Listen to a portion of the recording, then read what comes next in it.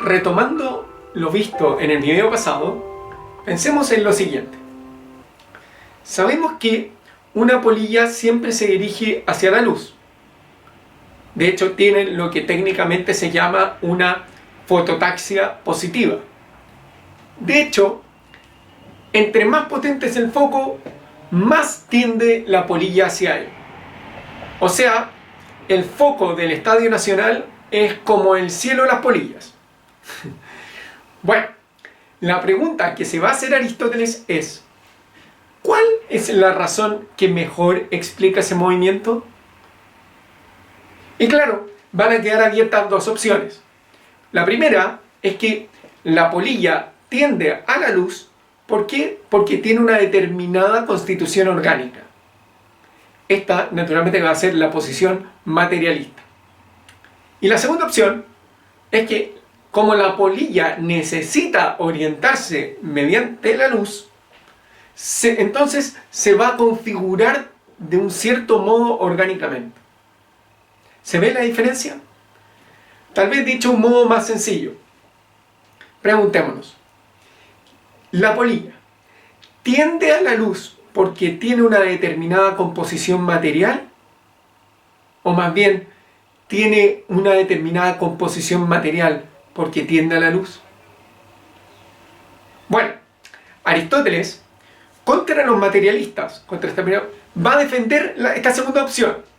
Va a decir que, al menos en el caso de los organismos, tales como las plantas, va a decir, la forma es más naturaleza que la materia. Bueno, en este video veremos cómo lo hace. Aristóteles va a considerar que aquellos que lo antecedieron, ¿quiénes? Los presocráticos, ¿no? Descuidaron la forma, lo que Aristóteles llama técnicamente forma. Ya vamos a ver de qué es lo que se trata. Y se concentraron casi de modo exclusivo en la materia. Por eso les atribuye la tesis de que la naturaleza es la materia. Para Aristóteles, en cambio, naturaleza no va a ser la materia, sino que va a ser el principio interno de cambio.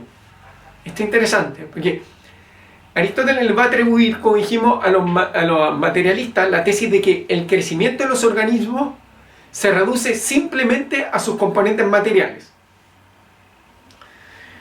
Ahora, Aristóteles, de hecho, esto lo dice en un pasaje muy famoso del De Anima, acerca del alma. Va a decir: otros opinan que la naturaleza del fuego es, sin más, la causa de la nutrición y del crecimiento, puesto que, a lo que se observa, es el único entre todos los cuerpos o elementos que se nutre y crece. De ahí que alguien pueda opinar que también es él el que realiza tal función en las plantas y animales. Sin embargo, va a decir Aristóteles, es en cierto sentido con causa, pero no causa sin más.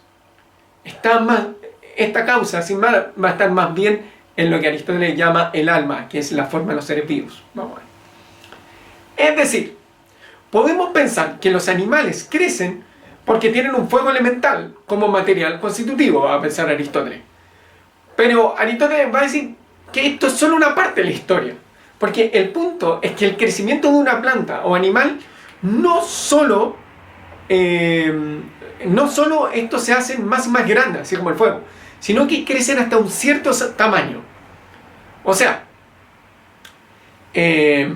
su crecimiento va a tener siempre una cierta estructura y proporción. Así, por ejemplo, el crecimiento de un roble va a diferir el de un border collie, obvio. Los dos crecen, pero el principio estructurante o forma va a ser distinto entre estas dos entidades. Entonces, si queremos encontrar la causa de los límites de este crecimiento, ¿a qué tenemos que apelar? A la forma y no a la materia. Es decir, el crecimiento del perro no es solo el producto de un montón de elementos fundamentales, sino que se debe a una determinada estructuración de estos. El principio estructurante va a ser fundamental entonces en la determinación de los movimientos que tendrán los elementos fundamentales. Aristóteles entonces va a conceder que el fuego elemental puede estar haciendo el trabajo en un árbol o planta que crece. Por eso lo va a considerar con causa, donde el co se presenta como el copiloto, es decir, como el miembro subordinado del equipo en la cabina del piloto.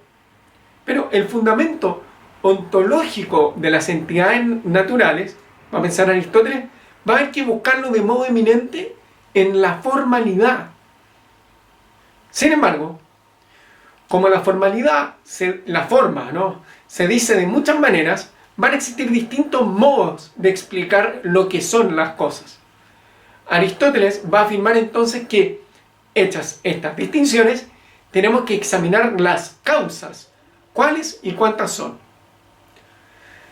La palabra aquí, traducida por causa, viene del término griego aitia, que significa la razón por la que es de cierto modo. Es decir, por causa, Aristóteles piensa en una cierta explicación. Así que, mejor que pensarlas como causas, lo que lleva a confusión, mejor entenderlas como explicaciones. O si se quiere, aitia no son causes, sino becauses, como dice Julianas. Cada uno de estos tipos de aitia responde a una pregunta de diferente tipo. Comencemos, por ejemplo, con aquello que se denomina explicación formal o causa formal. Esta responde a la pregunta ¿qué es algo? Supongamos que nos preguntamos sobre el animal que está cerca de nosotros. Puedo preguntar ¿qué es eso? Bueno, la respuesta es un perro. Ya, ven. Y esto hace referencia a la formalidad. Decir que es un perro puede que no nos suene como una causa, pues entendemos normalmente la causa como relación entre eventos. Entonces, un racket de tenis pegándole una pelota, ¿no? Pero decir que se trata de un perro, va a pensar Aristóteles, puede resultar bastante explicativo. Porque puedo preguntarme, por ejemplo, esa entidad, ¿por qué ladra? Y se puede responder, bueno, porque es un perro. Y claro, eso hace sentido si uno pensaba que era un lobo, como Balto. Hay que tener una confusión, es como un Hannah Montana Balto. O, ¿por qué este verso tiene 12 sílabas? Bueno, porque es un dodecasílabo. En todos estos casos estamos respondiendo a la pregunta ¿qué es algo? Ahora, respecto a la causa material, va a responder a la pregunta de qué está hecho. Es decir, aquello desde lo que. ¿Sí? Es decir, si preguntamos ¿de qué está hecho nuestro perro? La respuesta más precisa, según Aristóteles, está en decir que está hecho de extremidades y órganos.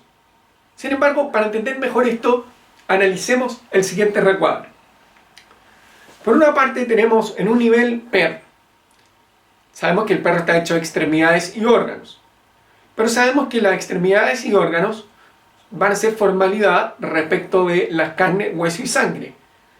Y estos va a ser la formalidad respecto a aire, tierra, fuego y agua. Es decir, notemos que C va a ser la materia de B y D a su vez es la materia de C. Con esto advertimos que la distinción materia formal va iterando hacia abajo, por lo que la misma cosa puede ser materia respecto al nivel superior o forma con arreglo al inferior.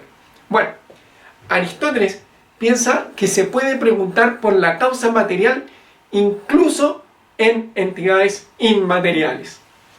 Por ejemplo, la conclusión se sigue a partir de las premisas, ¿no? Muchas cuestiones pueden ser resueltas acudiendo a los componentes de algo. Por ejemplo, podemos explicar por qué una estatua se vuelve verde después de haber estado un cierto tiempo a la intemperie. Bueno, diciendo es que está hecha de bronce y eso es lo que le sucede al bronce. O podemos explicar por qué un perro está jadeando un día soleado. ¿Por qué? Bueno, porque tiene glándulas sudoríparas. Y ambas explicaciones, la del perro y la estatua, podemos entender por qué se quedan pegados en el suelo y no se elevan, sabiendo que tienen mayoritariamente en esta cosmología como visión aristotélica, tierra y agua como componente esencial. Ahora, también podemos preguntar por qué o quién lo hizo, quién hizo la estatua. Y aquí, claro, el escultor, la estatua, el médico curó al paciente. ¿Quién curó al paciente? Bueno, el médico. En fin, Aristóteles se va a referir como la fuente primera del cambio o estabilidad, y a esto se le ha llamado comúnmente como causa eficiente. Ahora, resulta sencillo advertir cómo estas tres explicaciones, la material, formal y eficiente, se combinan y complementan. ¿Por qué? Porque el constructor produce la forma de la casa mediante los ladrillos. Entonces uno podría pensar que estas tres aitigas son suficientes, pero Aristóteles va a pensar que no. Pero ¿se te ocurre cuál más puede faltar? Bueno, eso lo veremos en otro video. Muchas gracias.